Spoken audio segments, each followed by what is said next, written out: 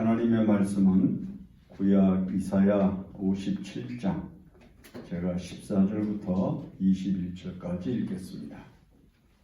읽습니다. 그가 말하기를 도두어 길을 수축하여 이 백성의 길에서 거치는 것을 제하여 버리라 하리라. 지극히 존귀하며 영원히 거하시며 거룩하다 이름하는 이가 이와 같이 말씀하시되 내가 높고 거룩한 곳에 있으며 또한 통회하고 마음이 겸손한 자와 함께 있나니 이는 겸손한 자의 영을 소생시키며 통회하는 자의 마음을 소생시키려 함이라. 내가 영원히 다투지는 아니하며 내가 끊임없이 노하지 아니할 것은 내가 지은 그의 영광이 내 앞에서 피곤할까 함이라. 그의 탐심의 죄악으로 말미암아 내가 노하여 그를 쳤으며 또 내 얼굴을 가리고 노하였으나 그가 아직도 패역하여 자기 마음의 길로 걸어가도다. 내가 그의 길을 보았음즉 그를 고쳐줄 것이라. 그를 인도하며 그와 그를 슬퍼하는 자들에게 위로를 다시 얻게 하리라. 입술의 열매를 창조하는 자 여호와가 말하노라. 먼 데 있는 자에게든지 가까운 데 있는 자에게든지 평강이 있을지어다 내가 그를 고치리라 하셨느니라. 그러나 악인은 평온함을 얻지 못하고 그 물이 진흙과 더러운 것을 늘 솟구쳐내는 요동하는 바다와 같으니라.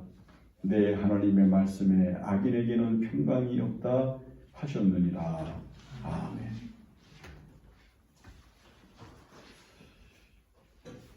요즘 러시아와 우크라이나가 전쟁을 하면서 각각의 공격 때문에 파괴되고 부참하게 못쓰게 된 도시, 거리, 건물 이런 것들을 우리가 지금 보고 있습니다.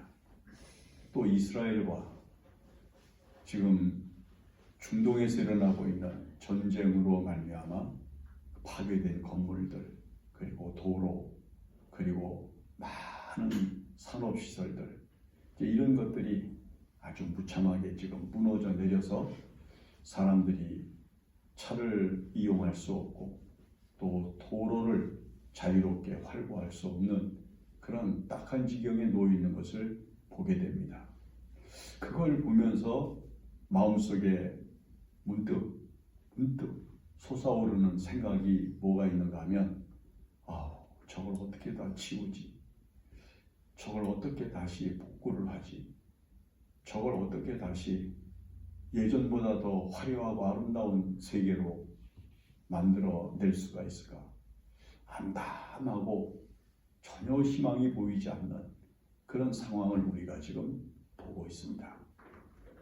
앞으로도 이 땅 위에서 일어나고 있는 수많은 전쟁과 그리고 파괴적인 일들로 해서 우리가 살아가는 세계가 혼돈 속에 빠질 것이라고 하는 그러한 미래의 암울함을 바라보면서 우리는 지금 매우 근심 중에 있음을 볼 수가 있습니다.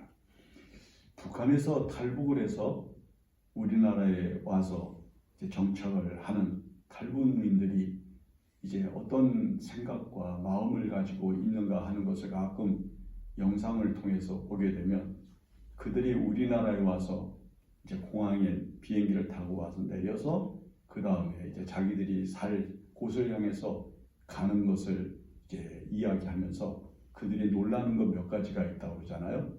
뭐 인천 대교 같은 게 20km가 넘는 대교가 바다 위에 쭉 연결돼서 인천 송도까지 연결해 있는 거, 또는 이제 와서 보니까 서울의 모든 그 아름다운 환경들 그리고 잘 조성되어져 있는 도시 문화 이런 것들에 놀라고, 그 다음에 시골에 가면 농촌에 가면 아직까지 북한은 정비되지 못한 곳이 너무 많은데 한국의 농촌은 길이 다 아름답게 포장이 되어져 있고, 그 다음에 집에 들어가면은 농촌이라도 더운 물, 가스 뭐 등등을 사용하면서 편하게 사용하고 있다는 것.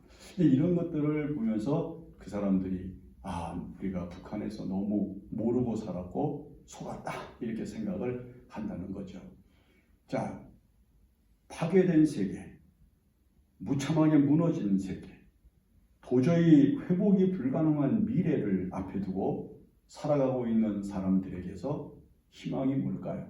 그대의 희망은 이렇게 무너지고 이렇게 참담하게 파괴된 세계가 다시 예전과 같이 아름답고 이전보다 더욱더 아름답고 훌륭한 세계로 이제 환원하는 것, 그리고 변화를 일으키는 것, 새롭게 창조되는 것, 아마 그것을 바라보는 것이 모든 사람들의 소망이라 이렇게 말할 수가 있습니다. 우리가 읽은 이 본문의 말씀도 그런 배경을 가지고 있습니다.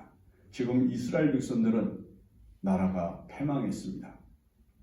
그 당시에 바벨론 제국에 의해서 성전의 돌 위에 돌 하나 제대로 남아있지 않을 정도로 파괴되고 모든 것이 다 파괴되고 그 다음에 쓸만한 모든 것들은 다 지금 바벨론으로 이제 약탈을 당했고 그 다음에 약 5만 명에 이르는 많은 포로들이 이스라엘에서 바벨론으로 끌려가서 주로 그발 강가를 중심으로 하는 강가에서 운하 작업 등의 노역을 하면서 암담한 세계, 도대체 미래가 보이지 아니하는, 도대체 희망이 보이지 아니하는 세계를 바라보면서 절망 중에 살고 있었던 때를 지금 우리들이 연상을 하면서 그들이 이제 어떻게 자기 조국의 미래가 회복될 수 있을 것인가라고 하는 의심과 그 다음에 두려움을 가지고 있는 때를 우리가 연상을 하면서 이 본문의 말씀을 이제 접하게 되는 겁니다.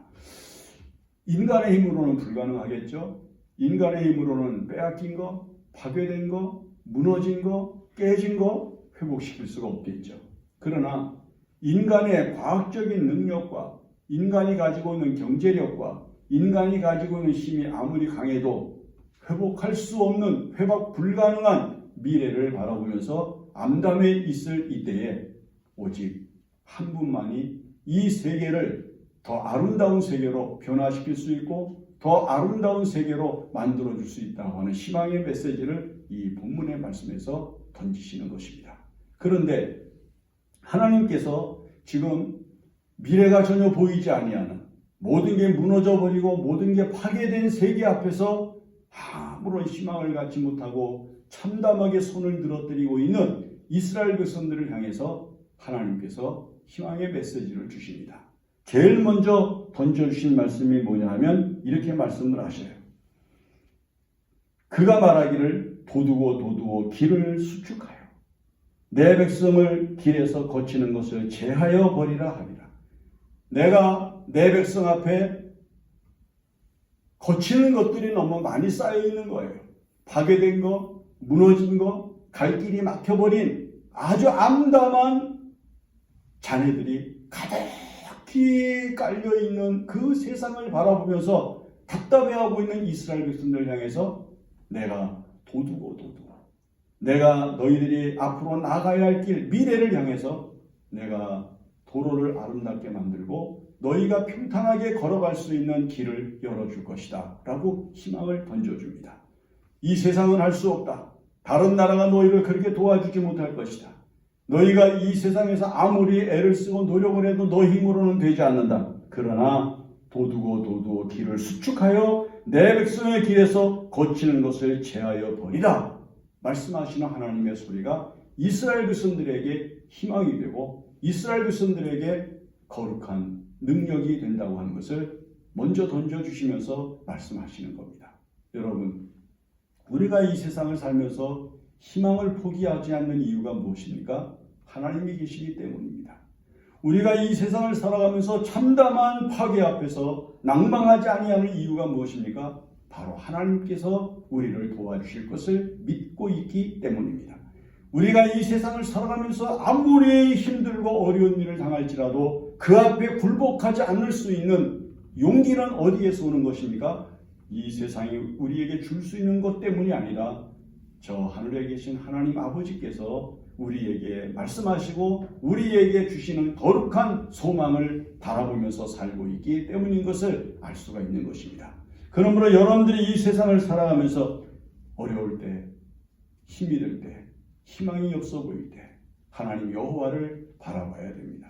하나님 여호와를 바라보면 그 하나님께서 여러분들 앞에 놓여있는 장애를, 여러분들 앞에 놓여있는 참담한 파괴된 것들을, 잔해들을 다 치우시고 그저 파괴된 것은 도두어서 길을 수축해서, 수축한다고 하는 것은 쌓아 올린다고 말이죠. 도두어서 그래서 너희가 가는 길 앞에 형통한 길이 열리게 만들어 줄 것이다 라고 말씀하시는 소리를 듣게 되는 것입니다. 그러면 하나님은 어떤 사람들에게 그런 은혜를, 이스라엘 백성들에게 어떤 희망을 가지고 있어야 이런 일이 일어날 것이라고 말씀하시는 것인가? 우리가 읽은 이 본문의 말씀에서 이렇게 말씀을 합니다. 하나님은 거룩한 마음을 회복하라고 말씀합니다. 야, 내가 거룩한 하나님 아니냐? 너희들이 지금 어떤 마음을 잃어버렸느냐? 너희가 잃어버린 희망 속에 무엇이 없느냐? 거룩하신 하나님이 없다는 거예요. 너희들에게 거룩함이 없다는 거예요. 얼마나 이 세상을 살아가면서 육체적인 것들로 채워졌는지, 이 세상을 살아가면서 육체의 욕망을 따라 사는 것들로만 가득히 채워져 있는지, 너희의 마음속에 있는 모든 육체적인 욕망과 그리고 정욕적인 모든 것들로 가득 차 있는 너희의 마음을 비우고 너희의 마음을 거룩한 하나님의 마음으로 채우라고 말씀을 하시는 겁니다. 그러므로 이 세상을 살아가면서 은혜를 받는 사람은 먼저 육체의 정욕과 그리고 안목의 정욕과 이생의 자랑을 따라 가득히 채워져 있는 육체적인 모든 것들을 벗어버리고, 그런 것들을 던져버리고, 그런 것들을 파내어버리고 하나님의 거룩하심으로 그 참담하게 파괴되어 있는 영혼의 마음을 하나님의 거룩하신 능력과 은총으로 채워서 하나님의 은혜를 회복을 하면 너희의 가는 길이 도두어지고 너희의 가는 길이 형통한 길로 변화되는 놀라운 역사를 보게 될 것이다 라고 말씀을 하는 겁니다. 여러분, 21세기에 들어선 현대의 문명을 보십시오. 그리고 현대의 문화를 보십시오. 얼마나 육체적입니까? 얼마나 세속화되었습니까? 얼마나 인본주의화되었습니까? 얼마나 정욕적입니까? 얼마나 물질적입니까? 얼마나 쾌락적입니까? 이런 것들을 너희 영혼에서 거두어내고 너희의 마음을 거룩함으로 채우라. 그러면 너희의 가는 길이 형통해지고 너희의 가는 길이 아름다워지게 될 것이다 라고 말씀을 하십니다. 그 다음에 두 번째는 뭘 말씀하시는가 하면, 나는 어떤 사람하고 같이 있는 거 아니? 내가 높고 거룩한 곳에 있으며 또한 통회하고 마음이 겸손한 자와 함께 있나니 라고 말씀을 하시면서 하나님께서는 너희가 좀 살만하게 됐다고, 너희가 좀 아직은 숨을 쉴만하게 됐다고, 너희가 아직도 숨을 쉬고 있다고, 아직까지도 자긍심을 가지고 있는 그 교만한 마음을 깨뜨려버리고 너희가 겸손한 마음을 가지라. 너희의 마음이 겸손해지면 너희 앞에 다시 도두어지는 길을 보게 될 것이고, 수축하여 쌓아지는 세계를 보게 될 것이고, 너희의 길이 평탄하게 되는 것을 보게 될 거다. 이렇게 지금 말씀을 하십니다. 여러분, 겸손이라고 하는 게 뭡니까? 이렇게 어깨를 낮추고 힘을 빼고 그 다음에 상대방 앞에서 머리를 이렇게 숙이는 게, 여러분, 그게 겸손이겠습니까? 여러분, 그것은 얼마든지 위선일 수도 있습니다. 여기서 말하는 겸손이라고 하는 것은 하나님 앞에 자기가 죄인인 것을 철저하게 깨닫고 그것을 분명히 알고 하나님 앞에서 자기를 낮추고, 그리고 하나님의 은혜 밖에는 살 수 없는 인생인 것을 하나님 앞에 다짐하며 그것을 신뢰하고 그것을 바르게 인정하고 살아가는 마음을 의미하는 것입니다. 하나님 앞에 자기가 죄인인 것을, 자기가 연약한 존재인 것을, 자기가 부족한 사람인 것을, 자기가 아무것도 아니라고 하는 사실로 자기를 낮출 수 있는 것을 여러분들이 생각할 수 있어야 되는 겁니다. 여러분, 가끔 이제 어떤 단체의 장이 돼서 이제 일을 하겠다고 하는 사람들이 나올 때는 전부 공약도 걸고 자기가 되면 뭘 하겠다, 어떻게 하겠다, 별소리를 다 해요. 그래 놓고는 그 다음에 이제 당선이 된 다음에 인사를 할 때 보면 나같이 아무것도 모르는 사람이, 나같이 부족한 사람, 이렇게 인사를 하는 걸 가만히 듣고 있노라면 그럼 지금까지 하고 이야기한 사람들 앞에서 이야기, 말 이런 것들은 도대체 무슨 의미를 가지고 있는 건가? 나같이 부족한 사람이 막중한 일을 맡아서 이제 이러면서 얘기를 할 때는 겸손해 보이는 것 같은데 사실은 그게 교만이 되는 거예요. 여러분, 우리가 이 세상을 살아가면서 하나님은 겸손한 자와 함께 거하신다. 겸손이라고 하는 건 하나님 앞에 자기를 낮추는 것이요, 자기가 죄인인 것을 인정하는 것이요, 자기가 연약한 존재라고 하는 것을 철저하게 인정하고 저는 하나님이 없으면 안 됩니다. 하나님밖에 없습니다. 라고 말하는 신앙에 있는 것이라는 것을 말씀합니다. 그 다음에 세 번째는 통회하는 자의 영을 솟게 하는 것이기 때문이다 라고 말합니다. 여러분 보세요. 사람이 세상을 살면서 얼마나 많이 피곤하고 힘들어서 지치고 쓰러집니까? 어제 어느 분이 설교를 하시는 것을 듣는데 나이가 들어가면서 두 가지를 조심하라고 그렇게 이야기를 한다고 그래요. 그 하나는 뭐냐면 감기를 조심해라. 감기가 들면 안 된다. 나이가 들어가면서 그 다음에 또 한 가지는 넘어지면 안 된다. 넘어지면 안 된대요. 여러분 가만히 생각을 해보면 정말 그럴 것 같아요. 여러분 인류가 멸망하는 마지막 질병이 감기라고 그러잖아요. 인류가 멸망할 수 있는 마지막 바이러스가 감기 바이러스라고 얘기를 한대요. 그 다음에 또 한 가지는 사람이 아무리 건강하게 살고 정말 쾌활하게 살아도 넘어져서 골반이 부서진다든지 아니면 어떤 충격이 와서 몸에 신체적인 결함이 생기다든지 그렇게 되면은 인생의 한계라고 하는 것이 너무 뼈저리게 느껴지는 고통에 빠지기 때문에 이걸 두 가지를 조심을 해라. 그렇게 이야기를 해요. 자, 우리가 이 세상을 살아가면서 굉장히 강한 것 같은데 여러분 우리의 마음속에 있는 모든 죄와 불의와 그리고 악으로 인하여 만들어진 이 감기와 같은 바이러스, 그 다음에 손질하는데 넘어지는 것, 분명히 다름질할 수 있는 능력과 의지가 있는 것이라고 느꼈던 자기 육체가 힘없이 주저앉을 수 있는 것, 이게 얼마나 부족한 인생인 것을 드러내는 증거라고 하는 것을 이야기한다는 거예요. 여러분 보세요. 나무가 뜨거운 태양볕 아래서 쭉쭉 늘어져요. 길가의 풀들을 보세요. 비가 내리지 않고 이슬이 내리지 않는 여러 날이 지나고 나면 뜨거운 태양볕 아래서 그런 모든 것들이 다 힘을 잃고 쭉쭉 늘어져 있습니다. 그러나 비가 오면 비가 내려서 그곳에 수분이 충분히 갖추어지면 다시 소생합니다. 파릇파릇 살아납니다. 언제 저렇게 힘없이 늘어졌었던가 생각할 정도로 파릇파릇하게 살아나는 것을 우리가 볼 수가 있습니다. 마찬가지로시다. 우리 영혼도 이 세상을 살아가면서 그런 연약한 요인들에 의해서 우리는 자빠지기도 하고 우리는 넘어지기도 하고 우리는 쓰러지기도 합니다. 여러분 그럴 때는 그것을 치료하기 위해서 충분한 수분을 필요로 하고 어떤 때는 약을 먹어서라도 의료진의 도움을 받아서라도 우리는 소생하려는 싸움을 싸우게 됩니다. 그런데 우리의 영혼이 하나님 앞에 지쳐있고 우리의 영혼이 지금 피곤에 빠져있단 말이에요. 여러분 지금 우리가 왜 믿음의 생활이 왜 예전만 못하다고 이야기를 합니까? 왜 과거 같은 뜨거운 열정과 그리고 뜨거운 마음과 그리고 소망이 넘치는 활기찬 영적인 생활이 안 된다고 이야기를 합니까? 우리 지금 영혼이 지쳐있단 말이죠.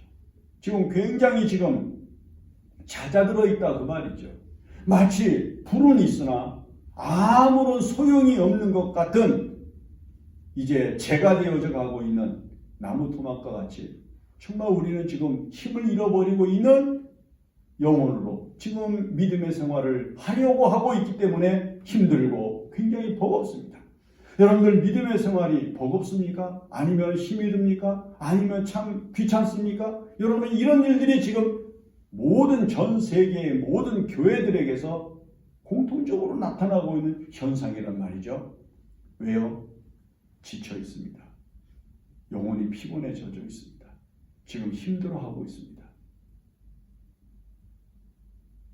과거에 믿음을 위하여, 교회를 위하여 헌신하던 열정, 죽음을 각오하고 진리를 지키고 자기 믿음을 지키고 영적인 생활을 지켰던 옛 선배들의 믿음에 한번 자신을 비추어 보세요. 우리가 지금 얼마나 우리의 영혼이 어지러운 지경에 놓여 있는가, 얼마나 힘든 지경에 놓여 있는가 생각을 해보면 우리 상태를 알 수가 있단 말이죠. 그 영을 소생시켜라. 그 영이 소생해야 된다. 육체가 소생하는 것, 그게 아니라 영혼이 소생을 해야 된다. 지금 여러분들 육체의 그 건강을 지켜나가고 그 연약한 육체를 회복시켜서 더 강하고 즐거운 인생을 살겠다고 사람들이 얼마나 물질을 투자하고 자기 전체의 모든 정신력을 쏟아붓습니까? 뭐 운동하는 얘기, 다이어트하는 얘기 등등으로 하면 우리가 영적인 생활에 쏟고 있는 시간과 물질과 우리의 노력과 의지는 아무것도 아니라고 하는 생각을 가질 수밖에 없는 현상을 지금 우리가 보는 것이죠. 말씀합니다. 어떻게 영이 소생할 수 있는가? 통회하고 자복하는 것, 회개해라. 하나님 앞에 통회하는 마음으로 믿음의 생활을 다시 회복시켜라. 너희의 영혼이 지금 지쳐있고 너희의 영혼이 힘들어하고 있고 너희의 영혼이 지금 나약하고 너희의 영혼이 게을러 있는 이유는 어디에 있는가? 너희가 지금 소생하지 못하고 있기 때문이다. 근데 소생은 무엇으로 되는가? 통회하는 마음. 통회하는 마음. 정말 하나님 앞에 제가 잘못됐습니다. 제가 믿음의 생활 잘못하고 있습니다. 제가 신령한 일을 힘쓰지 못하고 있습니다. 이걸 안타까워하고 통회하는 마음을 가지라는 거예요. 그러면 너희들 앞길에 도두어진 길, 수축하여진 길, 그리고 너희의 길을 고치고 계시는 하나님의 역사를 보게 될 거라고 말씀을 하는 겁니다. 그러면서 여기 16절에 뭐라고 말씀하는 거니? 내가 영원히 다투지 아니하며 내가 끊임없이 노하지 아니할 것은 내가 지은 그의 영과 혼이 내 앞에서 피곤할까 합니다. 하나님이 그래도 살아남게 하신 이유, 그래도 지금 견디게 하신 이유, 지금 아무리 힘들고 어려운 일을 당하였어도 그 자리를 지킬 수 있게 힘을 기울이고 있는 은혜를 주신 것은 내가 지은 영과 혼이 더 이상 견디지 못하고 쓰러지고 자빠지고 무너져서 회복하지 못할까 염려하는 마음 때문이다. 이렇게 지금 말씀을 하시는 거예요. 그러니까 지금은 하나님께서 우리가 회복하고 다시 영적인 생활을 다시 회복하고 다시 하나님을 향하는 마음을 회복해서 하나님께서 우리 앞에 친히 나가시며 역사하시는 은혜를 보게 하시려는 거룩한 시간이라고 하는 것을 말씀합니다. 하나님께서 이렇게 마지막 말씀을 합니다. 내가 너희 앞에 있지 않냐? 그러므로 내가 너희가 가는 길을 고쳐준다. 여러분, 내가 가는 앞길이 무슨 일이 있는지, 어떤 일이 발생을 해서 우리의 길을 멈추게 하고 우리의 길을 중단하게 하고 우리의 가는 길을 머뭇거리게 하고 우리의 가는 길을 뒤돌아서게 하는지 알 수 없죠. 그런데 하나님께서 만약 이러한 영적인 영혼의 회복을 이루면 내가 너희 앞에 앞서가면서 내가 그 길을 보았으니 고쳐줄 거다. 내가 고쳐준다. 여러분, 이 고쳐준다고 하는 말이 성경에서는 완전함을 말하는 거예요. 내가 너희의 길을 고쳐준다. 어그러진 길, 잘못된 길, 힘든 길, 괴로운 길을 내가 고쳐준다. 내가 너희 앞에 자갈은 치워준다. 내가 너희 앞에 패인 곳은 도두어준다. 내가 너희 앞에 갈라진 길은 내가 메꾸어서라도 내가 너희의 길을 평탄하게 만들어줄 거다. 만약 여러분들 지금 여러분들 앞으로 나가는 인생의 길에 고단함이 있고 괴로움이 있고 어려움이 있고 도저히 감당할 수 없는 고통스러운 길이 놓여져 있다면 여러분들의 힘으로 그 길을 어찌 가겠습니까? 여러분들이 그 길을 고쳐가면서도 할 수가 있겠습니까? 하나님께서 여러분들 앞서가시면서 고쳐주실 은혜를 기대하면서 하나님 앞에서 우리 영혼을 새롭게 하고 우리 영적인 생활을 새롭게 해서 우리 영혼이 소생하기만 하면 장차 나타날 하나님의 은혜가 완벽하게 이루어질 것이라고 하는 소망을 가지면서 하나님의 은혜를 깊이 바라보면서 소망을 하나님께 두고 살아가셔야 한다는 것입니다. 이제 우리 영혼이 소생하는 한 주간 돼서 이 한 주간에 여러분들의 앞길이 형통하게 열리는 하나님의 은혜가 임하기를 바랍니다. 기도합니다. 고마우신 하나님 은혜를 감사합니다. 하나님의 은혜와 거룩한 사랑이 우리 가운데 충만하고 넘쳐서 하나님께서 우리 영혼을 소생시키심으로 우리가 하는 인생의 길이 형통하게 하시고 평안케 하여 주시옵소서. 무엇보다도 도두고 우리가 하는 길을 회방하고 있고 힘들게 하는 것들이 다 수축이 돼서 평안한 길, 행복한 길, 은혜로운 길을 걷게 하여 주시옵소서. 모든 말씀을 우리 구주 예수님의 이름으로 기도합니다. 아멘.